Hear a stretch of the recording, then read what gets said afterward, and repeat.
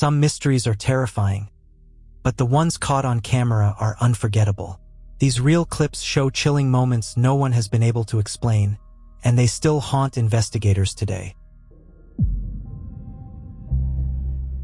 The case involving 35-year-old iron worker Cory Mendes, which took place in Austin, Texas, in 2022, is one that's left his family and investigators baffled, as they're still trying to figure out who attacked him and what the motive could have been. Surveillance footage has since been made available to the public.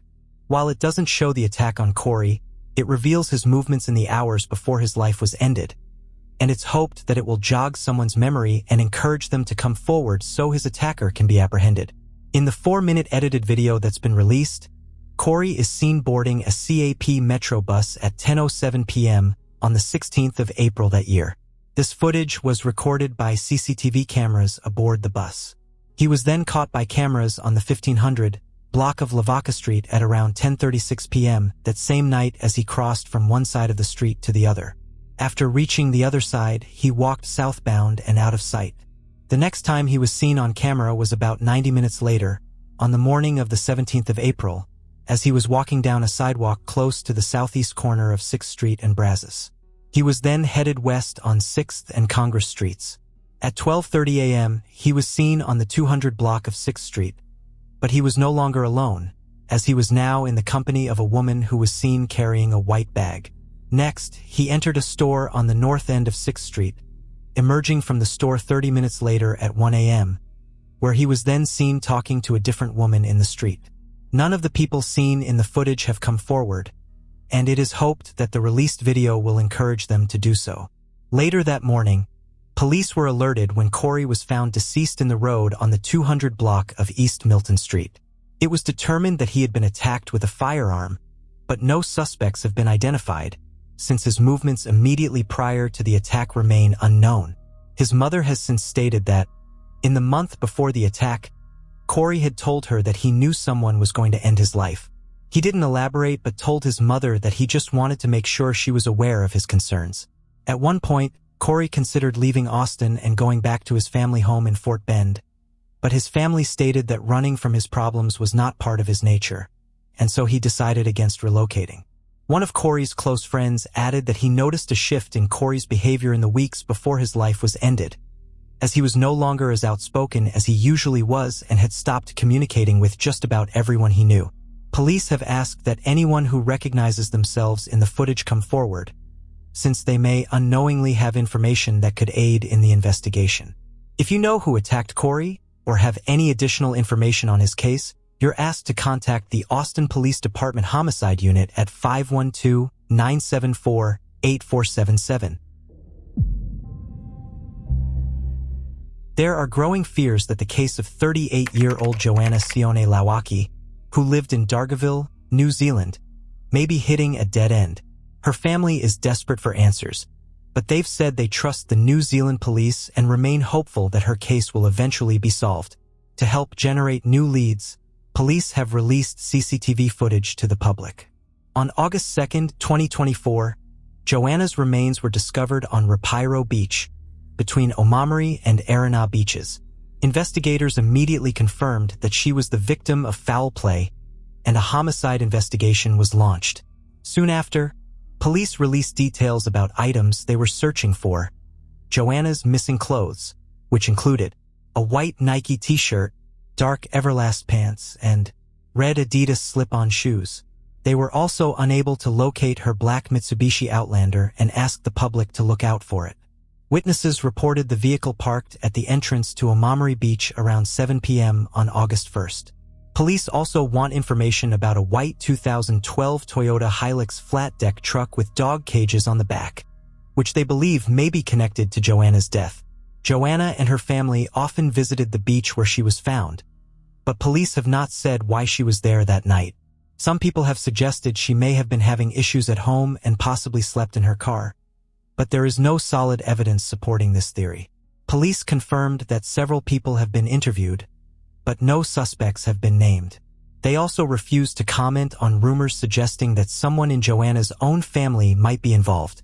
Right now, investigators are focusing on finding Joanna's missing clothing and tracking the movements of the two vehicles in question. They are also trying to determine who was driving them, and whether Joanna's life was taken at the beach or if she was taken there afterward. What is known is that the day before she went missing, Joanna, her husband Jared, and their children spent time at the beach.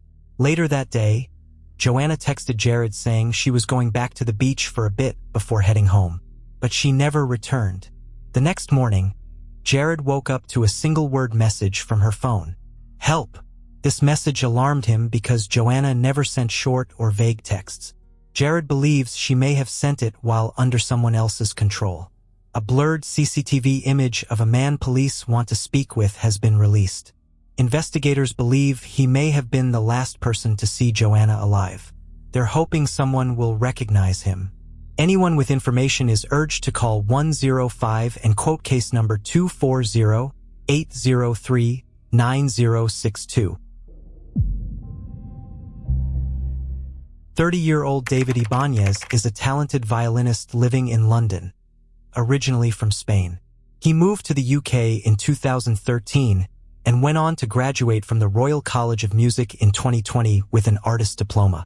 After that, he performed with the Hill Quartet as a chamber music fellow at the Royal Academy of Music, playing in major venues like Wigmore Hall, King's Place, Conway Hall, and the Royal Festival Hall.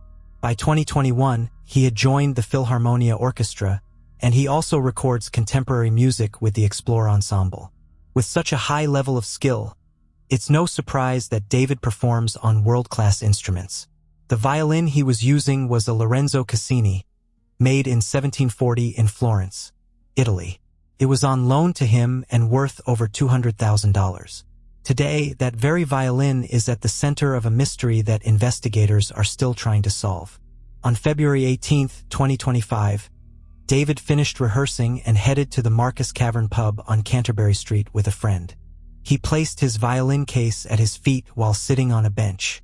At some point during the evening, he noticed the violin was gone. He immediately asked the pub staff to review the CCTV footage and then contacted the police. The footage shows a man entering the pub while looking at his phone. He was wearing a tan coat, a multicolored scarf, a white beanie, and black shoes. After taking off his coat inside, the man can be seen picking up the violin case and hiding it underneath his jacket. He then walks out of the pub. Once outside, he pauses, lights a cigarette, and looks back at the building, as if taking in what he had just done. David told the media that he was raised to treat instruments with extreme care. Losing such a historic violin devastated him, not just because of its value, but because it felt like losing a friend that lived almost 300 years before he was even born. The violin belonged to businessman Sebastian Kusha, who had loaned it to David. Inside the case were 3 bows, including one tipped with mother of pearl, and a cotton bag handmade by David's grandmother. All of these items are missing as well. Police worry the thief may not know the violin's true worth and might even throw it away, thinking it's just a cheap, ordinary instrument. A witness later recalled seeing a hat on the pub floor. Thinking it belonged to the man who had just left, they ran after him to return it, only realizing afterward that he had the stolen violin hidden under his coat. David explained that he had placed his hat on the violin case, and it must have fallen off when the thief grabbed it. This violin can be identified by a small heart-shaped cutout on the back of the scroll at the top of the instrument. If you recognize the man from the CCTV footage or have any information about the violin's whereabouts, please contact Crime Stoppers at 0800-555-111. When Catherine Ackling Bryan didn't show up to pick her 2 daughters up from school, her husband Michael immediately grew worried. Within just half an hour, she was reported missing. Michael soon uncovered that Catherine had been acting oddly all day. That morning, Catherine took her daughters to school in an unusual state. Her younger daughter was still in her pajamas, something that had never happened before, stemming from an accident the child had the previous day due to illness. Initially, Catherine planned to keep her daughter home, but she changed her mind at the last minute. After dropping off the children, Catherine briefly returned home at 10:30 a.m. She later dropped off some items at the school before taking a bus to a shopping center. CCTV footage from St. Mary Village Center showed her visiting a Target store, where she bought clothes for her daughters. At 12:17 p.m., she was seen leaving the shopping center. What happened after Catherine left the mall remains a mystery. While no further footage of her was found, it is believed she returned home, as the new clothes were discovered there and she had prepared a meal in a slow cooker. However, by 3:30 p.m., Catherine had vanished without a trace. When the school called Michael, he initially thought she might have overslept during a nap. But upon checking the house, he found it empty, with her phone and purse left behind, but her house keys missing. The police launched an immediate investigation into her disappearance. Over the following year, multiple appeals for information were made by officials and Catherine's family. Despite these efforts, no additional CCTV footage surfaced, and no witnesses came forward. Authorities do not suspect foul play in Catherine's disappearance. She had a history of mental health issues and was under significant stress at the time, particularly due to her daughter's recent illness, which had visibly upset her. During the walk to school, her children noticed she had tears in her eyes. Catherine's family believes she is no longer alive, yet her body has never been found. As a result, her disappearance remains unresolved. In the early hours of October 15, 2016, 26-year-old Katie Jones was tragically shot and killed while walking home. Katie, a waitress at the Midwest Smokehouse in Charlotte, North Carolina, had been out with friends in the Plaza Midwood neighborhood, a trendy area known for its bars and nightlife. As the night ended, Katie walked home alone, following her usual route along the 1300 block of the plaza towards Central Avenue. Her friends noted that it wasn't unusual for her to walk home late at night, as she only lived about a mile from the Midwood Country Club, the bar they had visited that evening. At 2:45 a.m., Katie was almost halfway home when she was shot in the chest by an unknown assailant. Her body was discovered shortly afterward in the driveway of a real estate business. A nearby resident who heard the gunshot called the police, but they arrived too late to save her. The Charlotte police's best lead is surveillance footage from a church across the street, which captures about a minute of Katie walking by. Shortly after she passes out of frame, a car follows behind her. Police believe Katie spoke with the occupants of the vehicle and that they are responsible for her murder. While some speculate it was an attempted robbery, Katie had pepper spray, was walking in a well-lit area, and nothing was taken from her, including her phone and purse. Others think gang violence might have been involved, possibly as part of an initiation. At the same time, some friends believe the crime was not random, suggesting that someone offered her a ride home and she declined, potentially triggering the violence. Despite these theories, the case remains unsolved with no current suspects. Katie's mother, Joanna Livingston, has chosen to focus on her daughter's life rather than her tragic death. To honor Katie's memory, her family and friends established a scholarship at the University of North Carolina, Charlotte. Katie had been unable to continue her education due to financial constraints, so this scholarship aims to help others in similar situations. As Livingston stated, she wasn't able to stay in college because she didn't have the funding to continue, so for her to help somebody, that would be everything to her.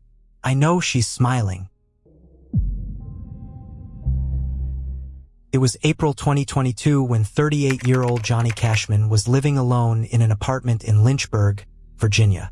Johnny had been dealing with anxiety and bipolar disorder, but despite those challenges, he remained very close to his family.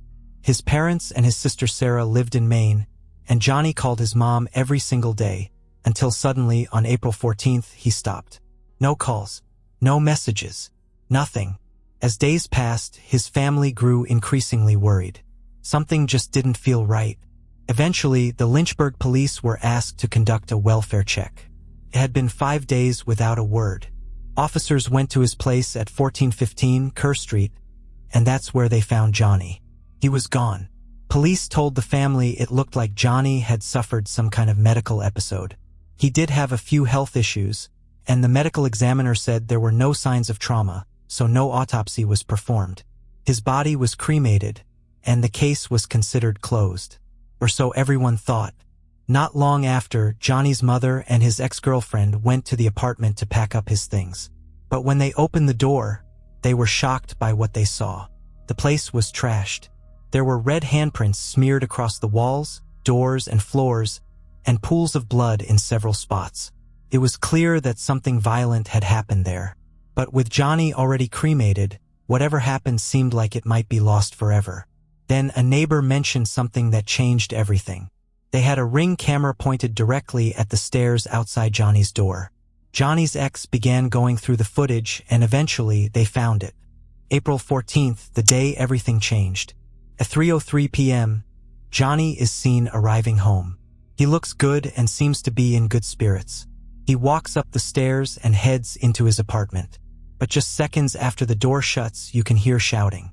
A man's voice yells, "Stop! What are you doing?" Then banging.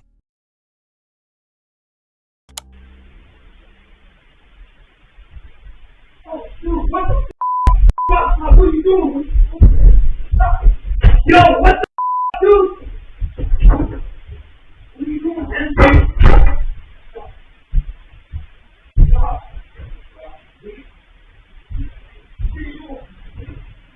What are you doing, man?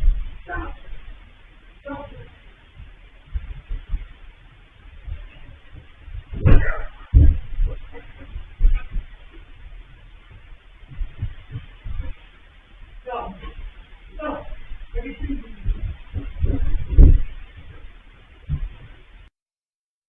Something is happening inside.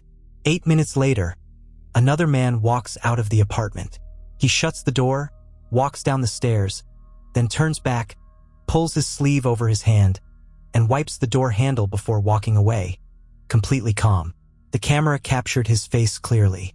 Police were able to identify him quickly, but strangely, they never released his name.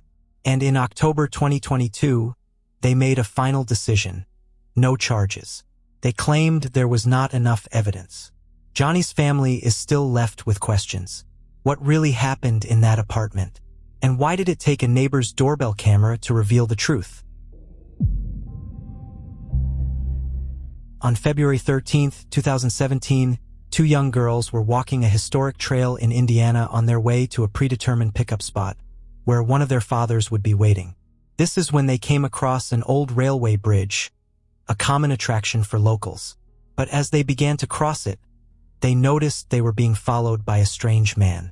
With nowhere else to go, they pressed forward, quickening their pace, but he only seemed to match it. Feeling extremely uneasy, one of the girls began secretly recording to try to capture the man on camera. However, Liberty and Abigail were never seen alive again, but the video they recorded would later become key evidence in identifying their attacker 5 years later. The video was hidden from the public to avoid contaminating the case, but it has recently been released in full. Here's that video.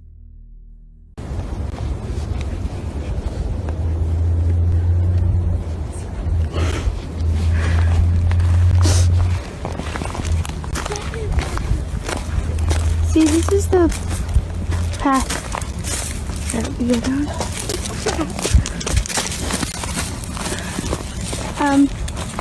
There's no path going there, so we have to go down here.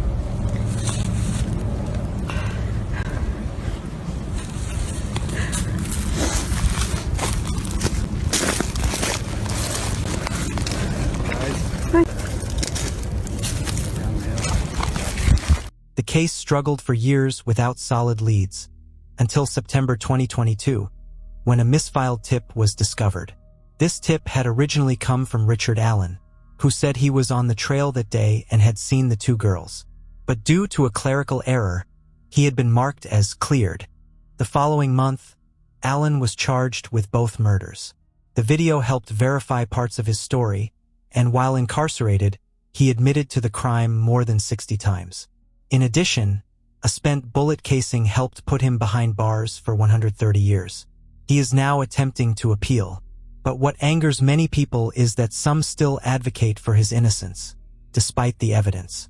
And honestly, I hope he gets what he deserves in jail.